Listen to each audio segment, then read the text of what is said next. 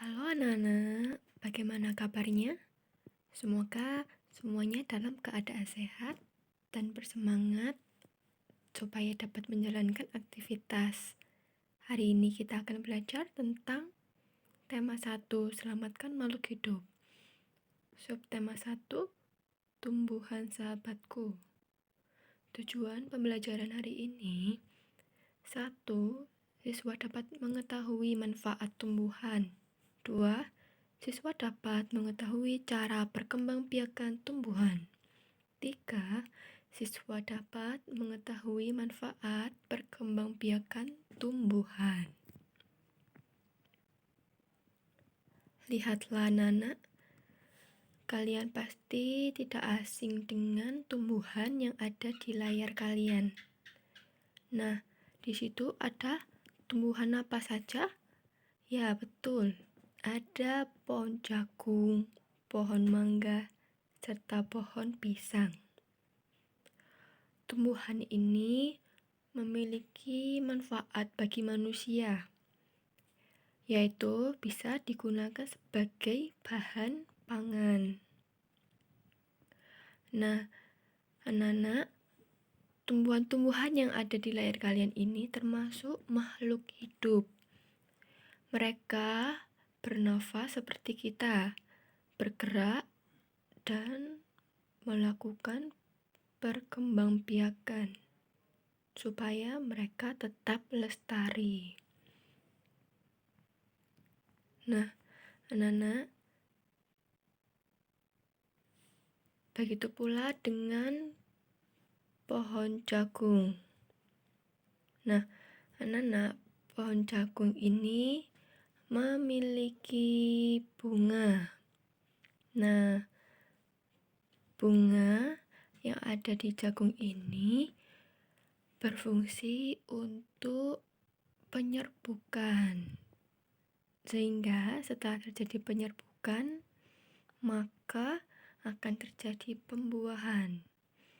Pembuahan pada jagung terjadi saat tepung sari terbawa angin dan akan jatuh ke kepala putik bagian bawah bunga jagung yang lain. Seperti nampak di gambar ya. Nah, anak-anak, perkembangbiakan yang seperti ini itu disebut perkembangbiakan generatif. Jadi, perkembangbiakan generatif itu anak-anak memerlukan adanya sebuah bunga. Karena perkembangbiakan secara generatif itu secara kawin. Jadi harus ada pertemuan alat kelamin betina serta alat kelamin jantan. Nah, untuk mengetahui apa saja alat-alat perkembangbiakan secara generatif pada tumbuhan, maka simaklah bagian-bagian bunga seperti ini.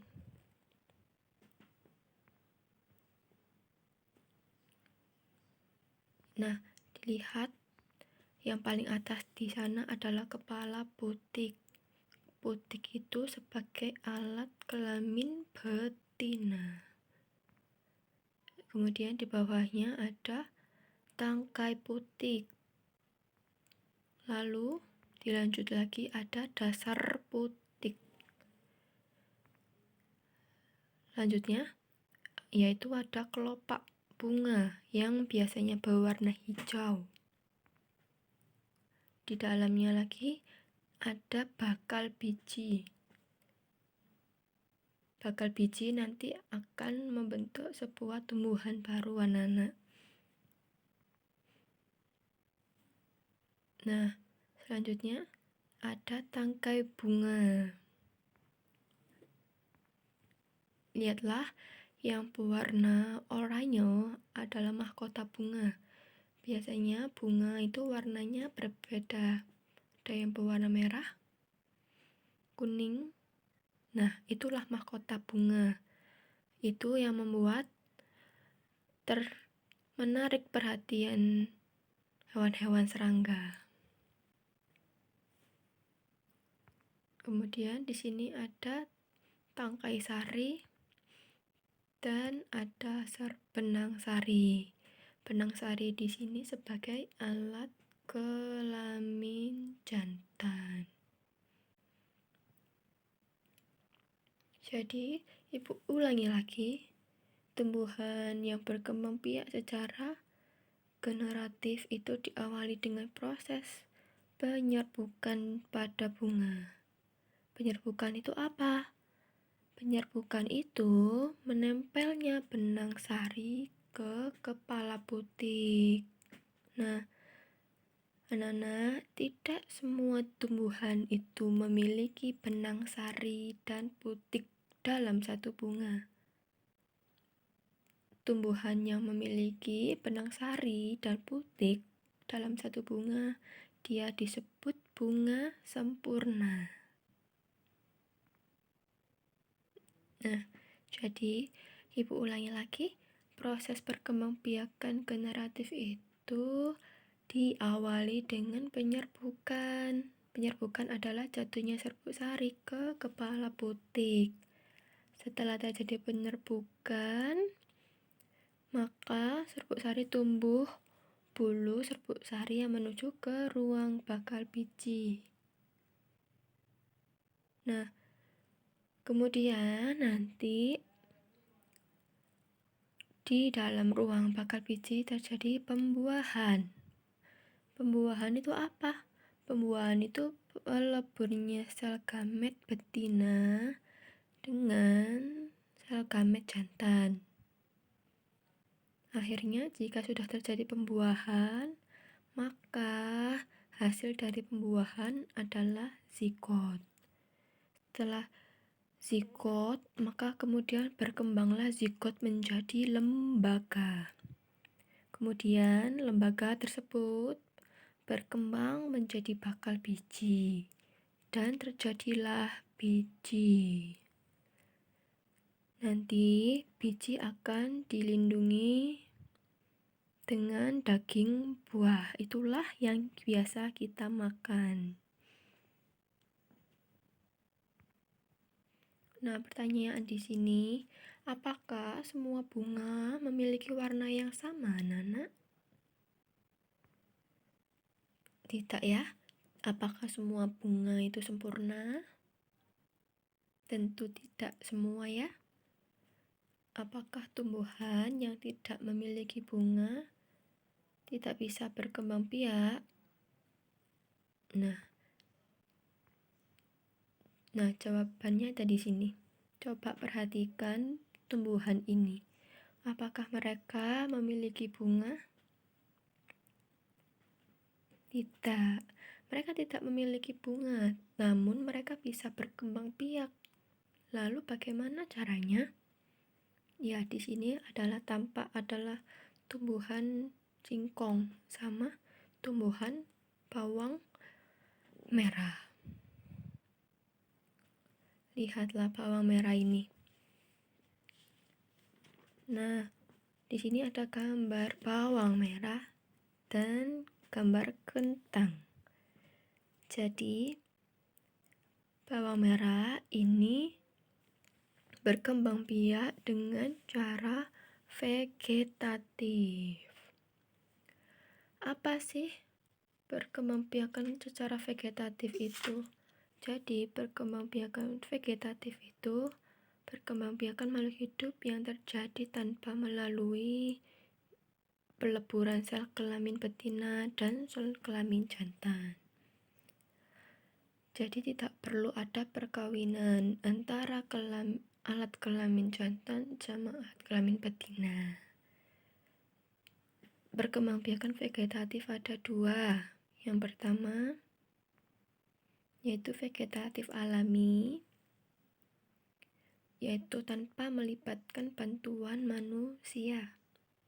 Yang kedua, vegetatif buatan, yaitu perlu bantuan manusia. Nah, vegetatif alami itu banyak Cara yang dilakukan perkembangbiakannya yaitu bisa dengan cara tunas. Tunas itu apa?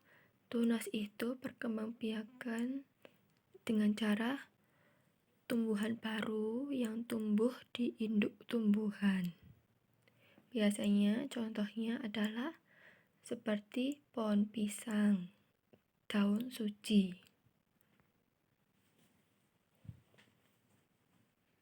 Yang kedua ada perkembangbiakan secara spora. Spora itu apa sih? Nah, jadi di dalam spora itu ada kotaknya. Kotak itu namanya sporangium. Jika kotak itu pecah, lalu sporanya akan keluar dan jatuh ke tempat yang cocok. Spora akan tumbuh menjadi tanaman baru. Spora ini fungsinya mirip seperti biji. Yang ketiga ada umbi batang. Umbi batang berarti artinya dia itu menggembung dan tumbuh di dalam tanah batangnya. Dan batangnya biasanya itu digunakan untuk menyimpan cadangan makanan. Contohnya, umbi batang adalah seperti kentang, ubi jalar, dan lain-lain. Selanjutnya yaitu ada umbi lapis. Umbi lapis yaitu perkembangbiakan yang ditandai dengan lapisan daun-daun yang berlapis-lapis yang mengelilingi batang dan tumbuh di dalam tanah. Contohnya seperti bawang merah, bawang putih, dan bawang bombay. Selanjutnya ada umbi akar. Umbi akar yaitu cara perkembangbiakannya akarnya menggembung. Jadi akarnya tidak beruas dan akarnya berisi cadangan makanan. Nah, biasanya yang tumbuhan berkembangbiak dengan umbi akar adalah wortel, singkong, lobak, dan lain-lain. Selanjutnya adalah akar tinggal. Akar tinggal adalah batang yang tumbuh mendatar di bawah permukaan tanah, berbentuk mirip akar dan beruas-ruas.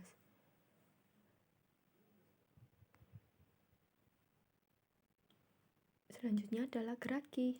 Geraki adalah batang yang tumbuh menyamping dan di ruas-ruasnya tumbuh bakal tanaman baru. Jadi dia tumbuhnya ke samping ya, Nana. Nah, tadi kita sudah belajar tentang vegetatif alami. Sekarang kita belajar tentang vegetatif buatan. Vegetatif buatan tadi masih ingat? Iya, jadi memerlukan bantuan manusia dalam perkembangbiakannya supaya dia mendapatkan hasil yang lebih baik. Contoh vegetatif buatan itu ada 5 cara. Yang pertama bisa dengan congkok. Yang kedua stek batang. Yang ketiga stek daun. Yang keempat okulasi. Yang kelima dengan cara runduk. Sekian dulu pembelajaran kita hari ini. Terima kasih atas perhatiannya. Semoga bermanfaat dan tetap semangat belajar.